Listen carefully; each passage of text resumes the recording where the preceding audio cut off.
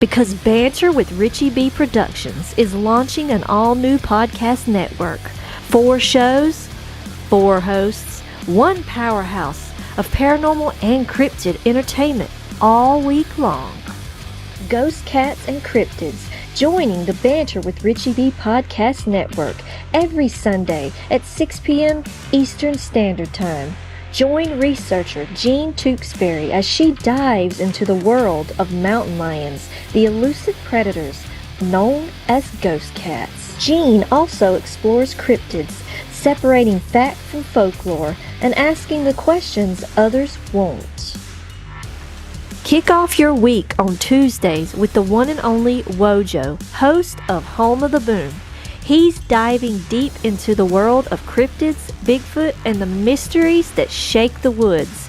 Interviews, investigations, and the loudest boom in the cryptid community. Every Tuesday from 7 to 8 p.m. Eastern Standard Time. Fridays get a little darker and a whole lot prettier. Join Sam from Sam's Pretty Paranormal, where makeup meets the macabre. It's Sam After Dark, spooky storytelling, and her fan favorite segment, Cooking for the Dead. Tune in every Friday from 9 to 10 p.m. Eastern Standard Time for glam, goosebumps, and all things ghoulish. And every Saturday at 6 p.m. Eastern Standard Time, the flagship show returns. Banter with Richie B live, featuring Richie B and Wojo. From updates to investigations to wild discussions, this is the core of the network. Raw, real, and always unpredictable. Spend your Saturday evenings with the duo that started it all. 4 nights of content, 4 incredible hosts, cryptids, ghosts, glam, stories that will keep you on the edge of your seat. This is the Banter with Richie B Podcast Network.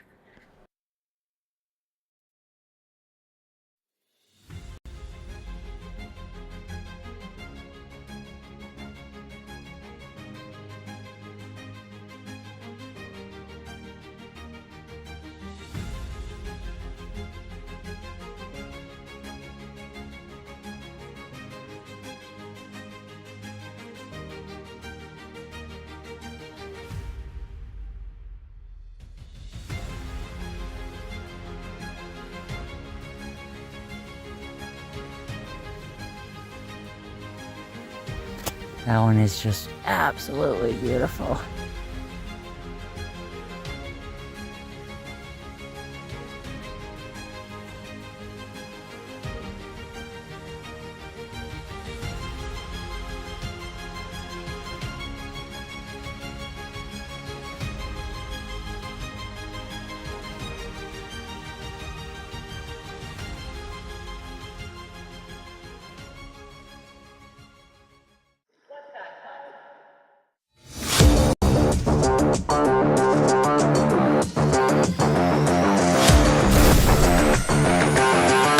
Saturday night, get ready for the weird, the bizarre, and the unexplained.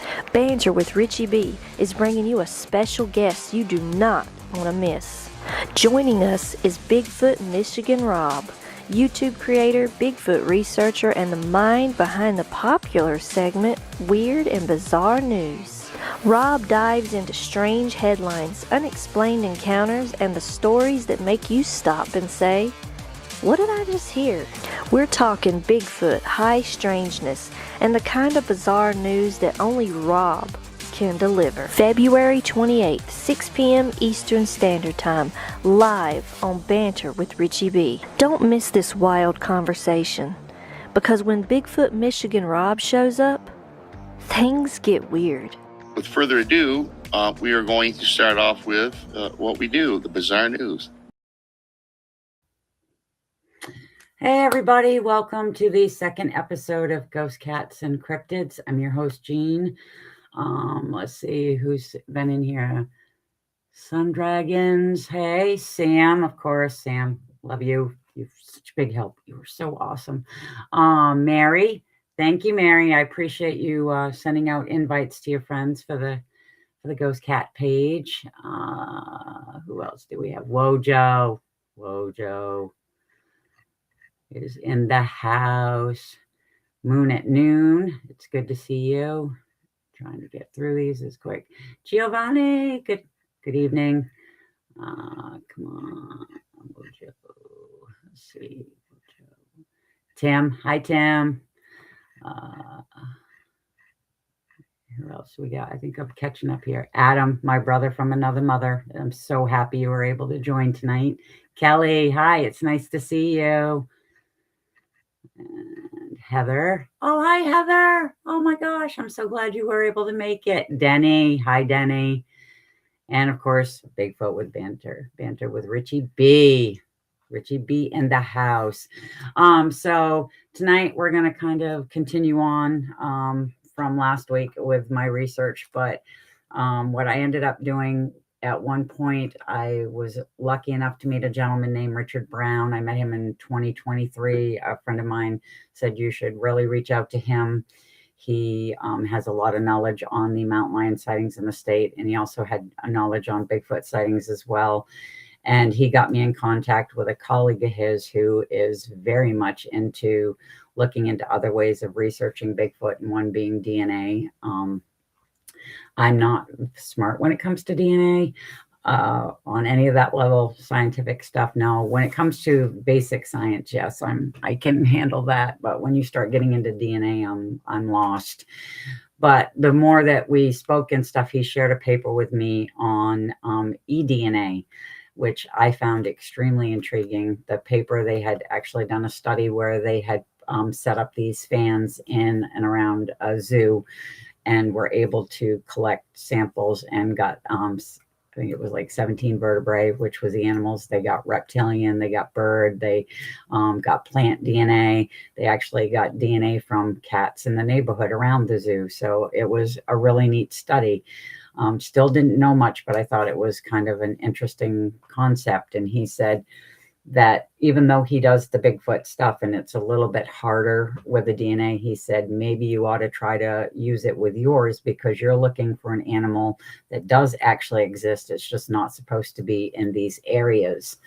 So I was looking more into it. He thankfully was working corresponding with a scientist who had done some eDNA in some wetlands and was able to get DNA of like the local fauna and different stuff. So he knew protocols that would be happening and that you would need to follow different steps and stuff. So we kept speaking about it, talking, he got his stuff set up, and then he graciously decided that, you know what, let's see what we can do here, and we'll get you set up if you want.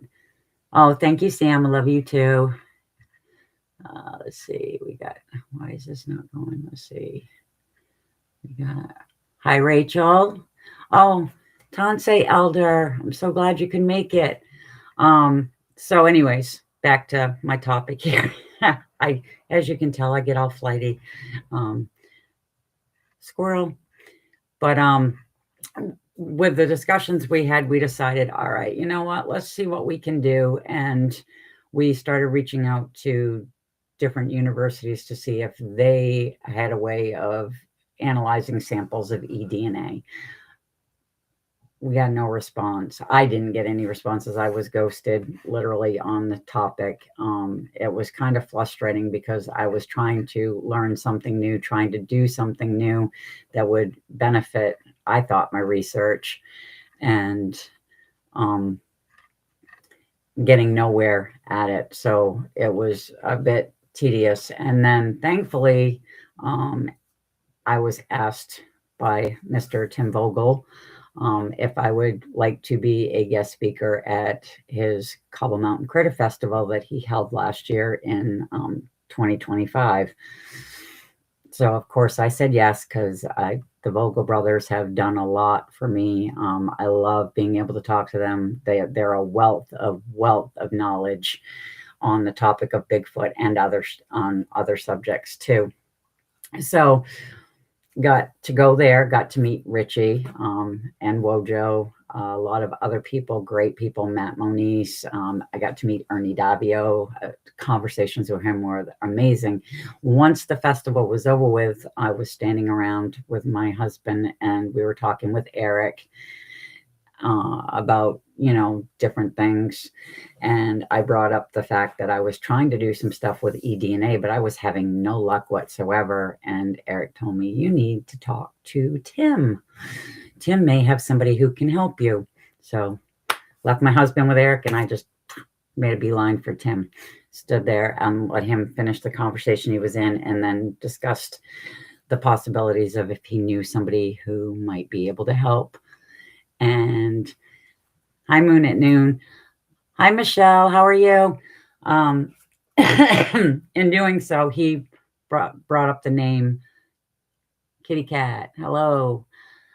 He brought up the name Darby Arcott, which I knew him through Bigfoot stuff.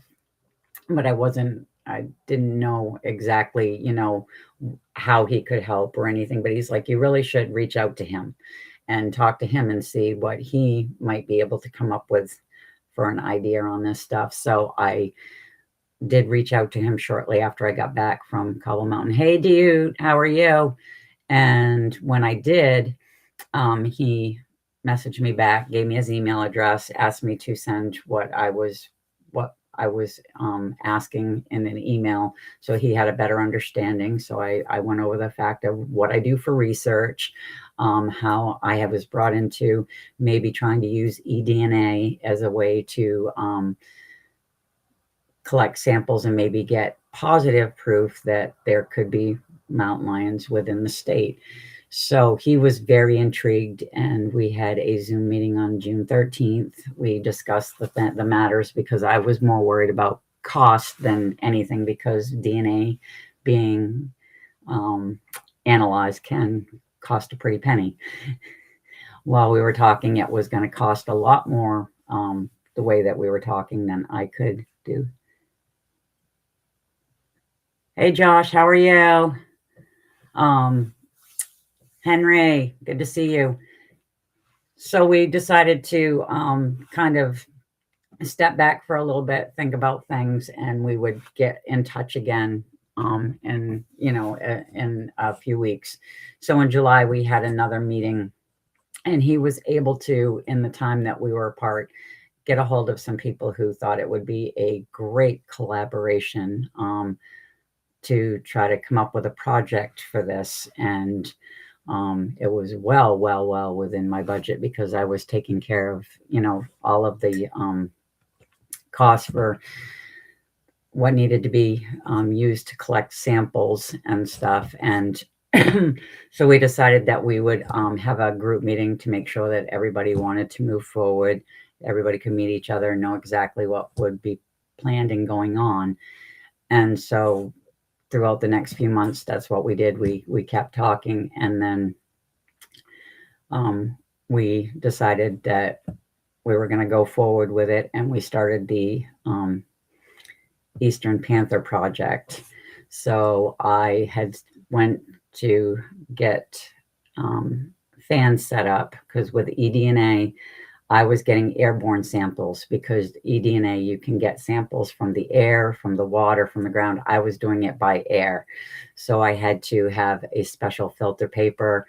I had to do a tedious amount of steps to get it properly sanitized so that it could be used. Same thing with the fans. It was a lot of work and a lot of time, but it was worth it to be able to try to see if there was a way to actually find out if we have, what animals we have in the area. Hi, John. How are you? Good to see you. Thomas. Oh, my glorious weirdo is here. Yay. Thank you for stopping in.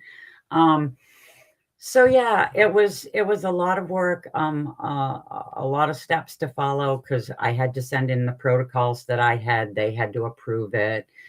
We had to have a timeline of when things would be collected and stuff. So I spent several weeks between prepping to get the fans ready and then trying to get locations of where I could set these fans up and move forward with this project. So I tried trying to come up with areas where there had been sightings within the last, 10 years.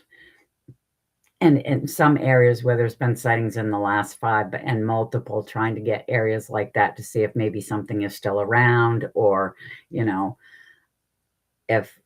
if it has moved on. I mean, you don't know. They have such a large territory. So I set fans up in 4 of the main counties. Let's see, John. Okay, hey, Paul, nice to see you. So I set up fans in Lincoln County, which is the county I live in the area of mine in South Waldoboro. I set some up in North Waldoboro.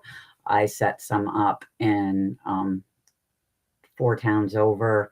I set some up in Cumberland County, Knox County, and Waldo County. So I was traveling all over the state. Most of the places that I did were in areas that I know of had sightings reports. Other ones I used preserves, because with some preserves, they've got just the right amount of coverage. They've got the water source. They have, a food source. So I wanted to try something like that. And I wanted to do it in a way that I could still, because a lot of preserves, people do hike on them. So I am one, when I do hike, I like to go off the beaten trail and go places that most people don't. So that's what I did with the testing. I had to have, after one of the meetings, the first set of samples sent back in. Okay, so I just keep checking chat to make sure I'm not missing anybody. I'm so happy everybody showed up, and I know it's a lot of rambling tonight, but it's one of those things when you're doing research. After a while, if you're doing the same thing and you're not getting any results, to change stuff. I mean, Richie's done it. Richie and Wojo have done it. I know a lot of people that have. So this was one of the things that I decided to do, to kind of see if a step out of my comfort zone, and it may not work. I could fall flat on my face, but to me, it's worth trying something different just to see. Yes, Sam, please smash the emojis. Please, people, please. And thank you again to all of those who have joined the Ghost Cats Encrypted Facebook page. I really appreciate having the followers. Please continue to invite your friends. This is a journey that I wasn't sure I was ready for, but I really appreciate Richie giving me this opportunity, and Sam has been amazing. She's amazing executive producer, but I tell you, if I have a question, she's like right there. She's great. She's got all the answers. So to continue on.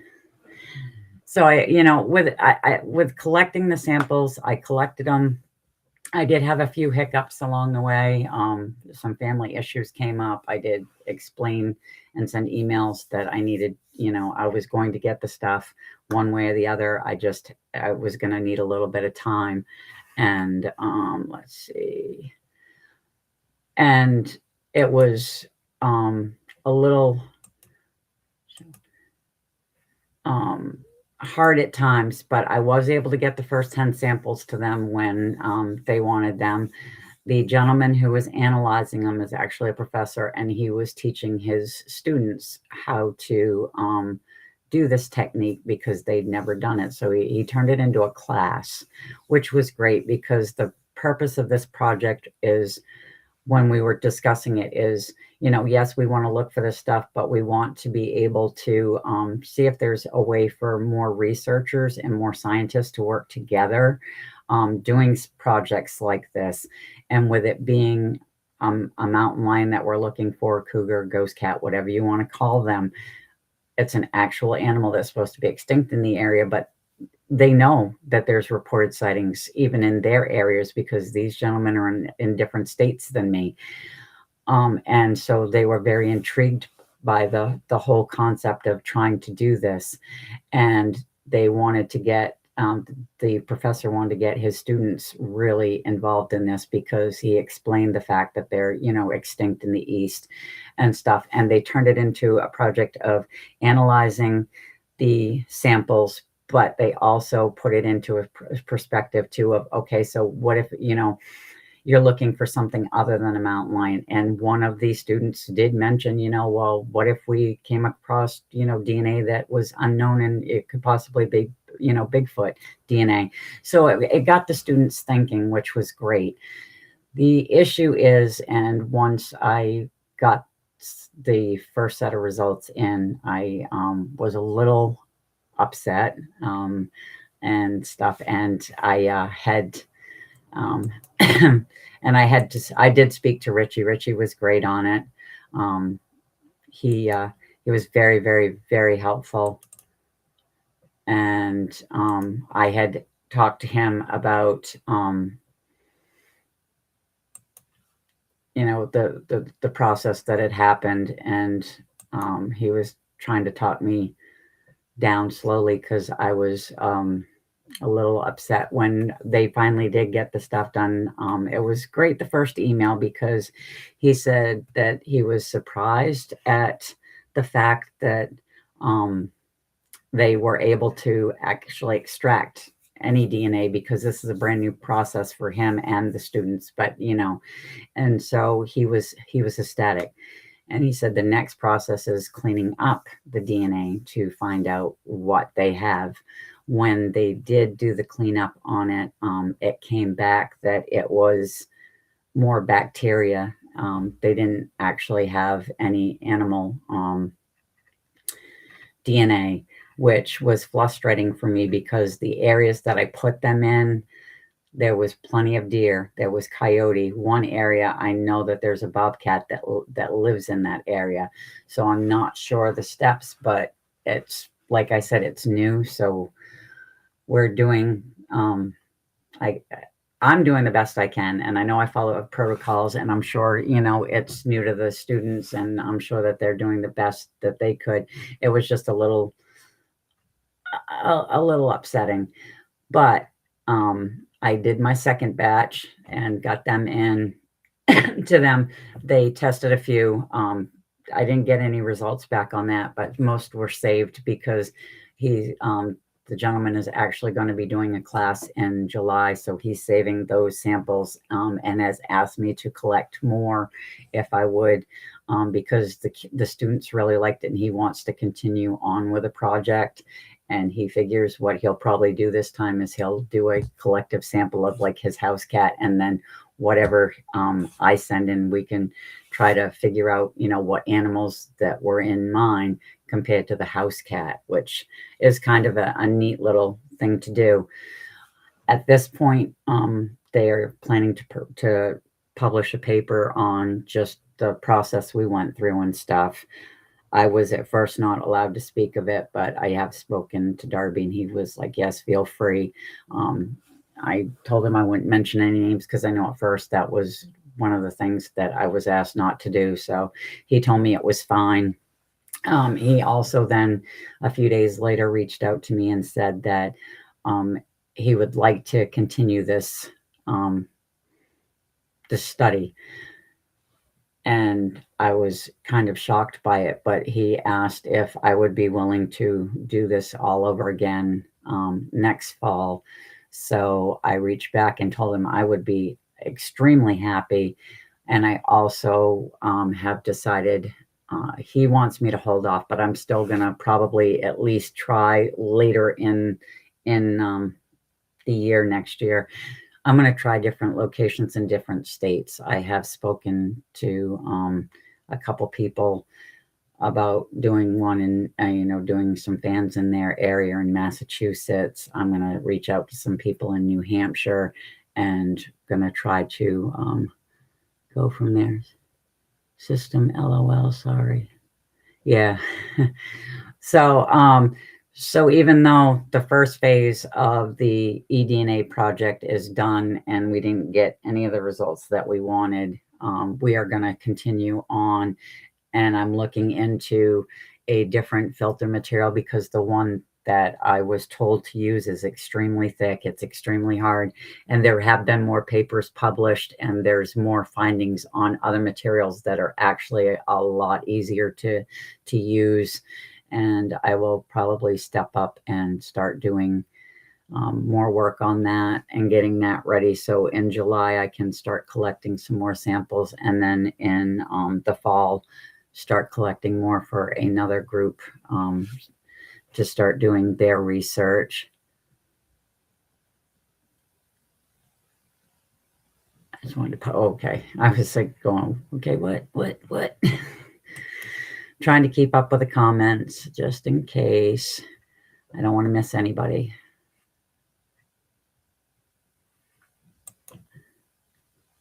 All right. Get back to chats. So that is the topic of the EDNA. Okay, see, I'll jump back on Facebook. Yeah, it is awesome news that I can continue on with the project. Like I said, it's brand new. It's something I'm still learning about, but I do think it's a great concept for that. And when we were talking, when Darby and I were first talking, it wasn't just like the mountain lion DNA. It was like, what if we could find something else? What if there's another animal or a bird or something that's not supposed to be in the area or in this state, you know, and stuff. So it's kind of neat because we might be able to find something different that's not supposed to be here either. And one of the things that brought to my attention that I thought was really cool was Mike Tinsley at one point had posted a picture and was curious because the picture looked like it was a wolverine, which New Hampshire doesn't have wolverines and stuff. So it was one of those things of, oh, this is really cool because you don't know, you know, what's out there all the time. You know, we think we have all the answers and we don't. And that's one of the things with the research is trying to figure it out. And last week when I was talking about doing the talk that I did with Tim and stuff, I did it on cryptozoology. And what I always love is, you know, there's new species being discovered every day.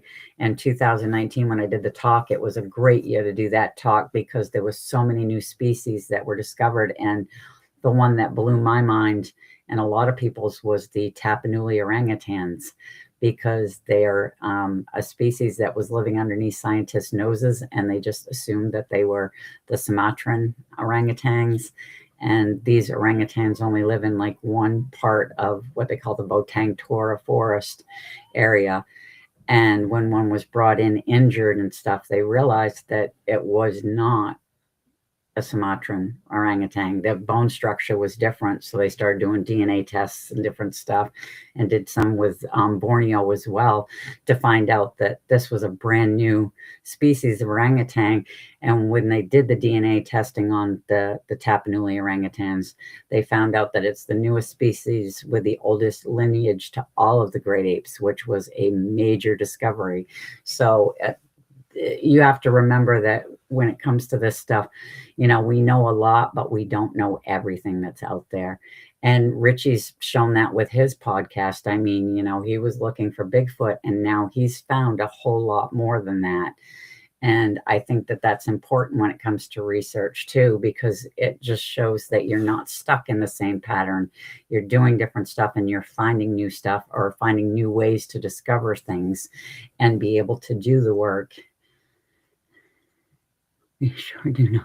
That's right. We don't. I completely. I love the all caps on that, Giovanni, because it's true. I'm sorry, but and this could sound rude, and I don't mean it to, but humans are so arrogant with stuff. You know, it's we know it all. That, you know, we can do anything. There's a lot out there we don't know. There's a lot we can't do, and there's a lot we still need to learn. And I think that that's a great, you know, message at times. The ocean is amazing. Yeah, there's so much in the ocean. I mean, we haven't even discovered a lot of what's there. It's insane. Oh, we are. So yeah. So with everything that's going on with the, hold on, I've got a cat that's trying to get into my room. And not a ghost cat, it's just a little cat. I still don't want anything climbing on my keyboard and ruining anything in here. So yeah, it's with the EDNA, I'm very, very excited because I am looking forward to being able to see what I can find. And even if I don't, the way that I look at things is I do this research and I may not be able to prove anything. But to me, it's always worth the effort to try to at least attempt, because you can't move forward if you don't try.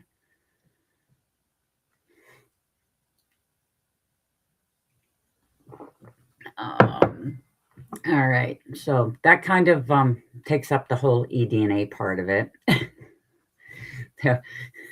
It's it was like I said, I mean, it was an 8 months progress to get everything done, but the stuff itself only took, like 2 months between getting the samples, sending the samples, and having them analyzed and stuff. So right now it's kind of a lull. Anyways, I do go still go out and try to see what I can find for tracks. It's been way too cold though to do my trail cameras, because it just below zero temperature has been horrible. So yeah, now I've got to try to figure out what I'm going to do moving forward and stuff. So, and they're still okay. I'm just looking to see what's going on here. Okay. Yep. So it was, I want to say again, thank you guys who have actually put out invites for my page. I really appreciate it. Today, Sam and I both responded to a woman that asked if the page was actually about ghost cats. Oh. Behind me, that's actually a taxidermied mountain lion. It's not a painting. It's a taxidermied mountain lion.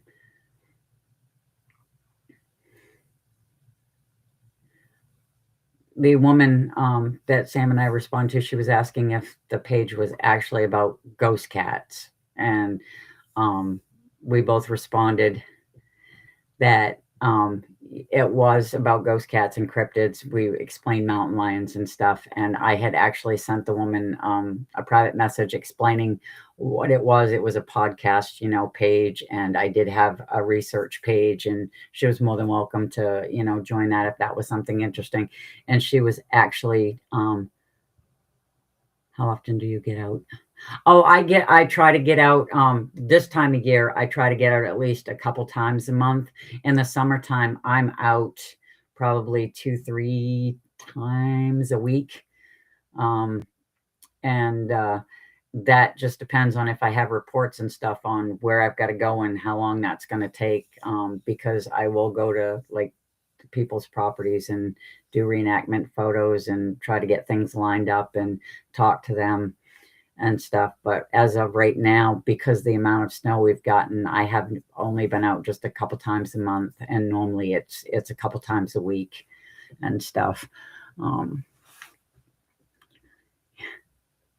Yeah, that's I call him Dobby. He was last week when I was talking about my research, I mentioned that I was lucky enough to inherit, well, you can see the skulls behind me. And then if I move back a little bit more, that files thing there, the first row is my books on the topic, and then the next 2 rows are actual other scientific papers, reported mountain lion sighting reports, and different stuff that Miss Nancy Dobson, who was an amazing researcher out of New York, when she passed away, her family wanted her work to go on to another researcher, and we connected, and I went to New York to actually meet with them and stuff, and they gave me, I had my vehicle had the seats down and was completely full, and they I tried to tell him I wouldn't take that and I was going to pay him for it, but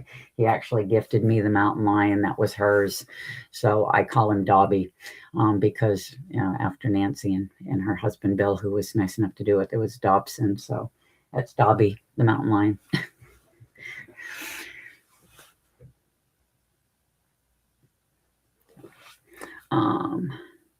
Yeah, so the woman that we talked to, she was actually talking about literal ghost cats. She says she's got a ghost cat in her, that lives on her property. So I reached out and said, that's wow, because I haven't heard of any stories. I mean, there are some folklore stories of ghost cats, which I've been looking into, for maybe a future episode and stuff. I've got a bunch of different topics lined up for episodes. And so I was like, well, maybe that will be one of the topics, because it's something different than what I normally do. And I will be doing stuff on cryptids next week. I'm super, super excited because next week I'm doing my episode is going to be, and it might end up being a two-parter because there is a lot to do with the genetic anomalies of big cats and other animals. Thank you, G. And it's just one of those topics that's really, really fascinating. And to dive into it and to research, it's like you go down a rabbit hole because there's so much. Yeah, she literally has a ghost cat. Yeah, it's a cat, not, a big cat. And she actually, we're going to be talking later on this week. I told her I would love to hear what she had to say on it, because I have literally not heard anything about a ghost cat before, a cat. So I found it extremely interesting and stuff. But yeah, so next week's episode is going to be kind of crazy, because I want to jump into that. There's a lot of genetic anomalies in big cats, even the small big cats, because mountain lions are considered small big cats. They're not up there with the lions, the tigers, and jaguars and stuff, because they're actually smaller. Yes, make sure you check out the merch for Richie B. He's got some great stuff out there. Let's see. Anything else? So does anybody have any questions or anything?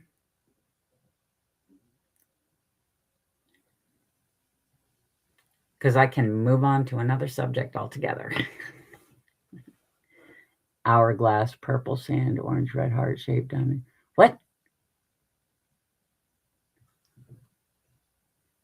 I don't understand the hourglass thing, but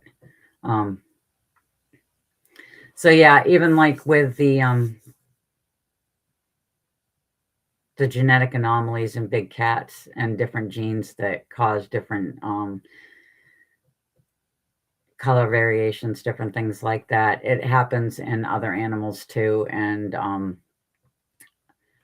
so I figure I would cover that topic and stuff, because here it's not a big cat, but we talk cryptids too.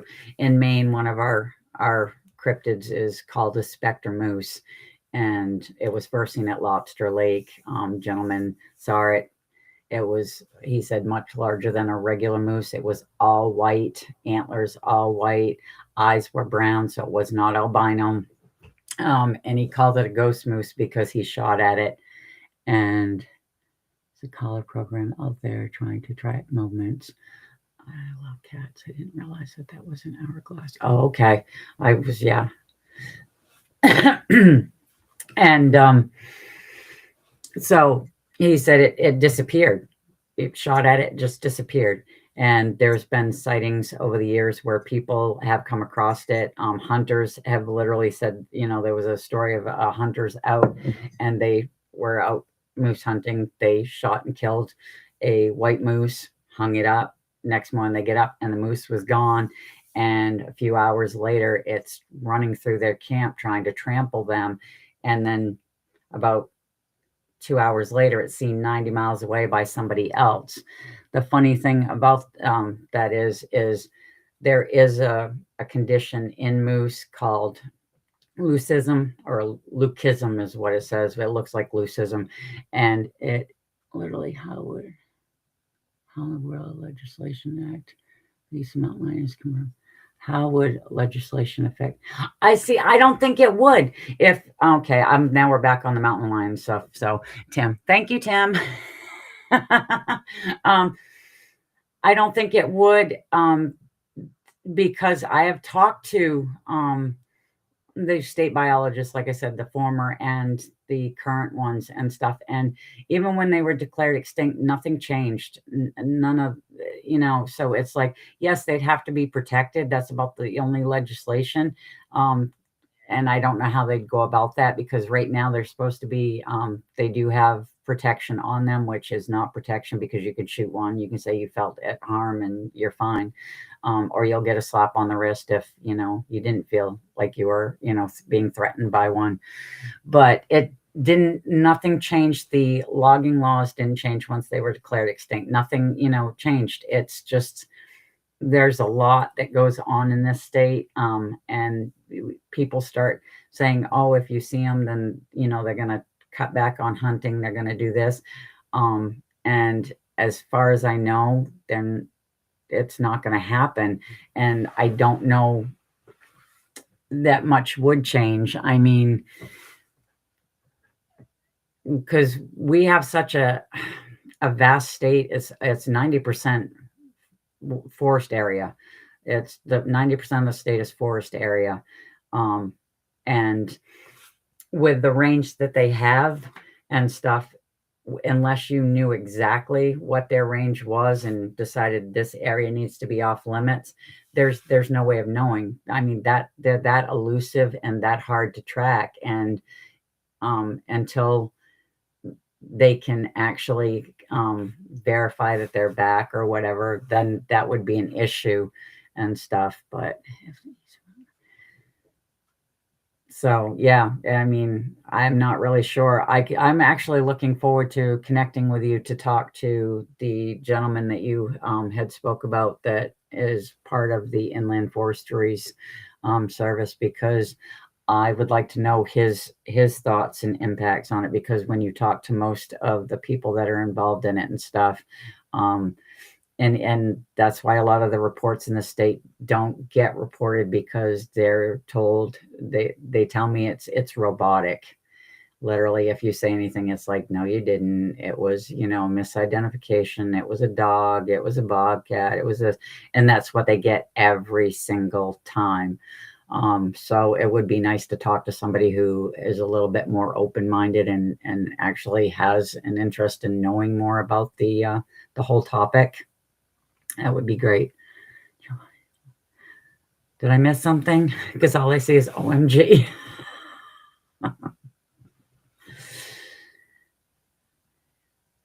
Hey, Tubin, how you been? Glad to see you.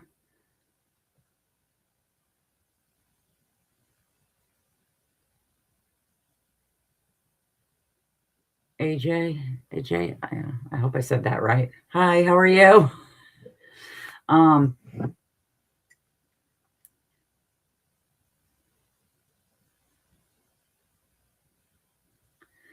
It's most of it has started with Maine, and then I reached out to I've done some looking into the New Hampshire. I did with Massachusetts. They say their last one was killed in 1958.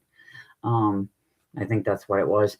I've got the paperwork on it and stuff. And I get sightings from, I've gotten sighting reports from New Hampshire and from Mass. I've gotten sightings reports from Vermont.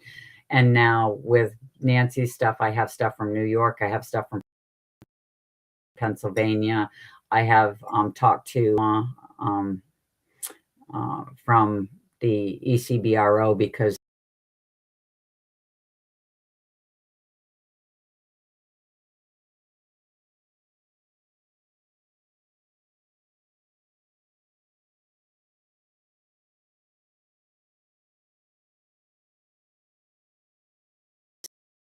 he has had some interest off of each other. It does go further out. I try to keep up. I've talked to a gentleman in Alabama, Dustin Grammer. He has had different sightings. He knows other people that have. So what do we need to do in other states to assist with valid documentation of wildcats? What they want is what they say they want is they want DNA samples, hair samples. They want a carcass, because that's one of the main things here is they're like, well, one would be hit by a car, you'd know. Well, we don't have, to me, if we have a population, it's not a very big one. I mean, it would be a very small one, but they're also, like I said, we're more rural than most states. I mean, we have Portland, yes, and stuff as a city and everything, but most of the areas is just, it's very rural. So it wouldn't be that easy for one to, get hit. And even if one did stuff, I know people that have hit a deer and the things bounced off the car and ran off. You don't always have a body when something gets hit. But they also they look for tracks. They have it's the same thing with Bigfoot sightings, Class A, Class B. Class A is a visual sighting and usually DNA. And then second one is the tracks and stuff.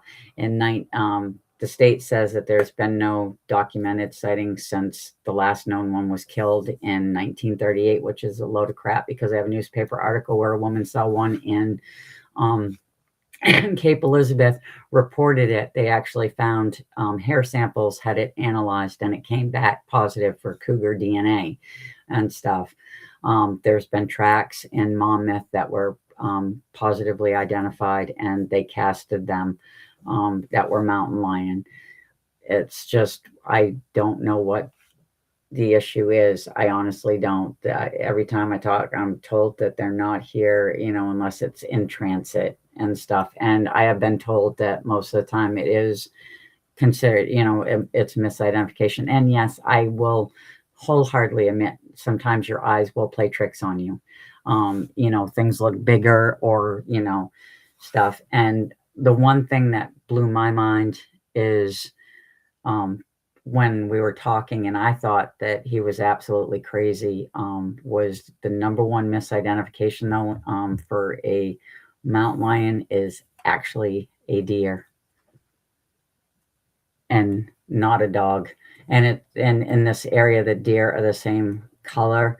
And I thought that was absolutely crazy until I saw a woman. I was on one of the wildlife pages that I follow on Facebook. She was from British Columbia, and she had a trail camera set up on her property. And in that camera shot, and one day you've got a deer coming down over the hill, and in the second one you have a mountain lion. And she put the photos side by side, and yes, a deer head is smaller than that, but the body wise, when it was coming down, they were the same color, same stocky built and stuff. And you got to think, when you're driving 45, 50 miles an hour and something, and you see something like that, it would be easy to misidentify. But I thought that was absolutely craziest thing I ever saw until that woman posted it, and I was like, holy crap.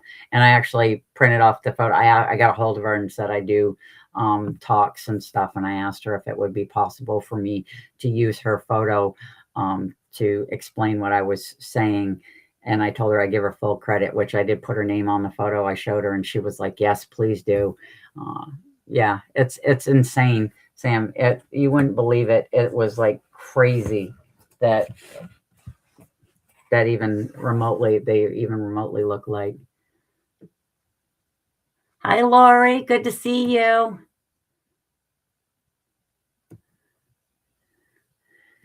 So yeah, there's so many.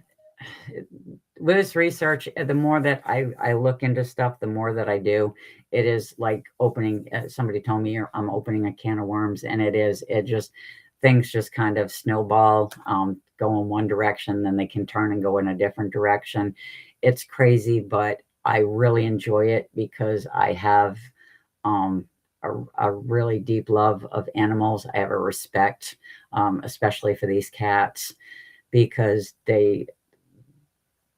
there's not many left. And, in this area, there's hardly any. And yes, in California, they've got a ton.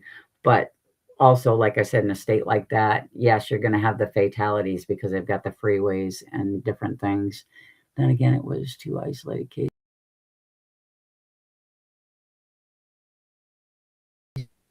See,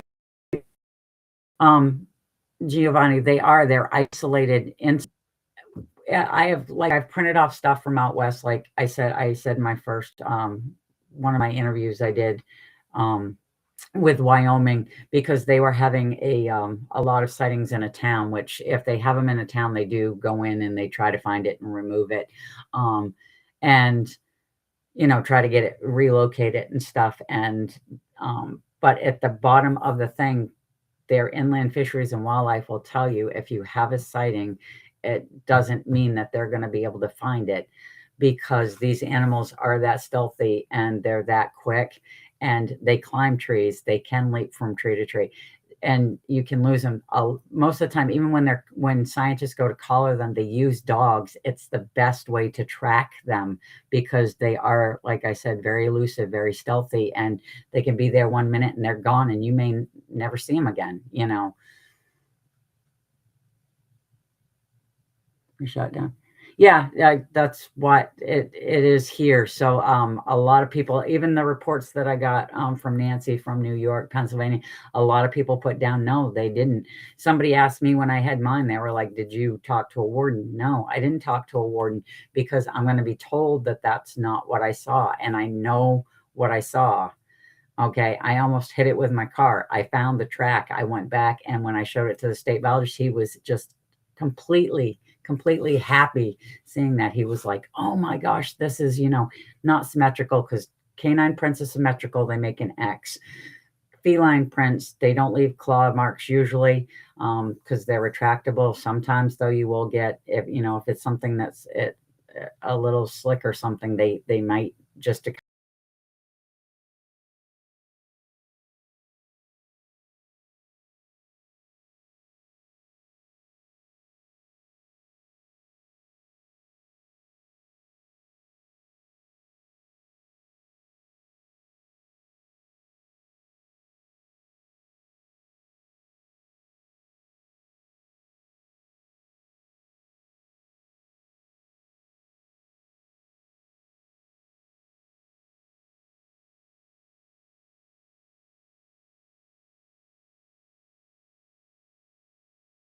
Uh-oh. There we go. Okay, I was like, what the heck happened? But, there's 4 people that have them as pets. And the one thing that I wanted to know was, I don't want people's names and I don't want where they live, but an area or a location, because if I'm setting up EDNA, fans and trying to get samples and stuff, I don't want them contaminated by something, because somebody's got one as a pet. Yes, I do have my print, and I don't have it on here. Let me hold on. Oh, hold on.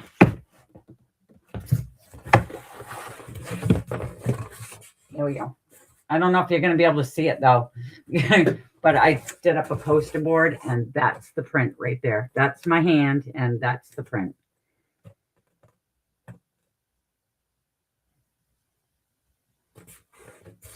This was the area of road it was running up, and that's the culvert that it was coming out of, but that's the track that I cast.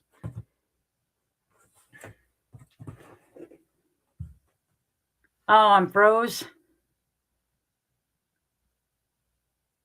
I thought it came out of it, because I did see that there was an issue, because I ended up blacking out.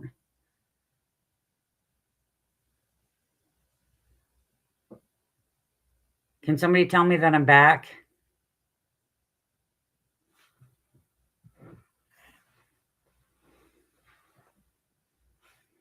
I don't know what happened.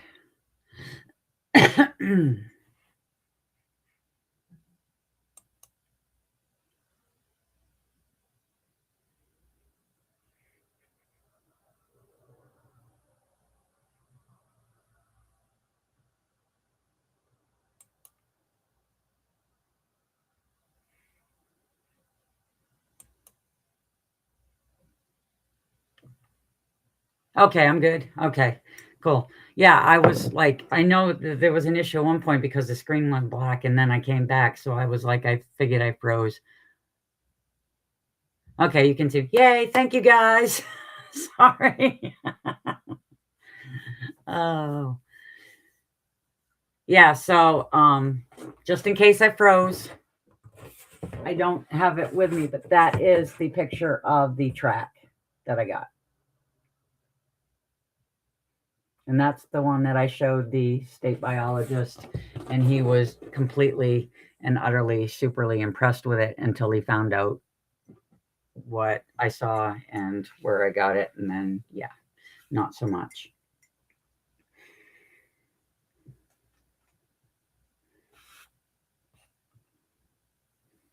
I'm glad that I'm back. Thanks, Wojo. It's nice to know I'm doing great. It's just, yeah, this is still a learning curve for me, and I appreciate everybody tuning in, and I appreciate everybody's support, because this is all new. Oh, good, you did get to see it. All right, I just wanted to make sure because I wasn't sure when it froze if you got to actually see the print or not. Hi, Christina. Super excited. I'm going to be on Christina's show on the 24th. I will make a post so everybody can see that. Melissa. Oh, good. I'm glad you can hear me now. It's been a crazy night. How big was the paw you catch? Oh, it was a juvenile. So I mean, it fit in my hand because my hand was holding it. So it was about the size of my palm.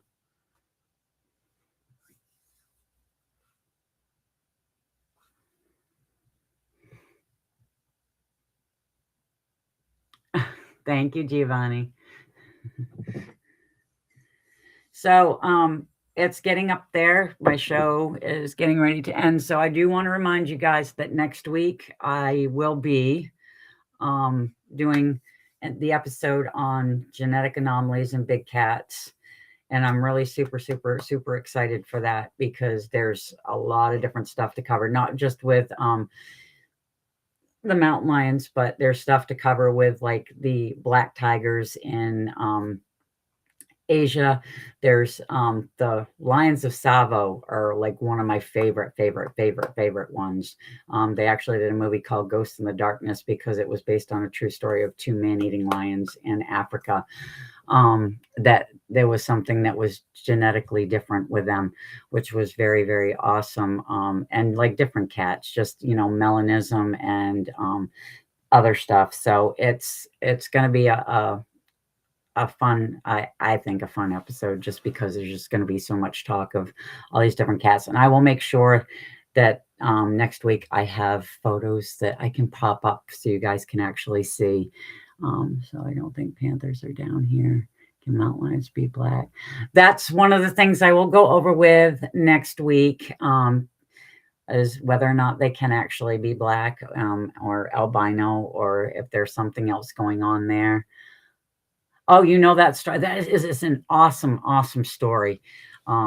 It's a sad story because they literally slaughtered, ton of people, but they're actually on display too at the Natural History Museum in Chicago. But I'm really looking forward to that. So as a reminder, Tuesday night, please tune in to Wojo's show, home of the boom, and you will get to see co-host Richie B.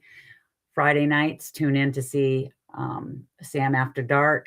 Sam does an amazing show, spooky stories, all kinds of different stuff. And then, of course, Saturday night, we have Mr. Richie B back with Banter with Richie B. And like I'm going to end this with every show, just remember sometimes in research, you just have to say, what the hell? Have a good night, guys.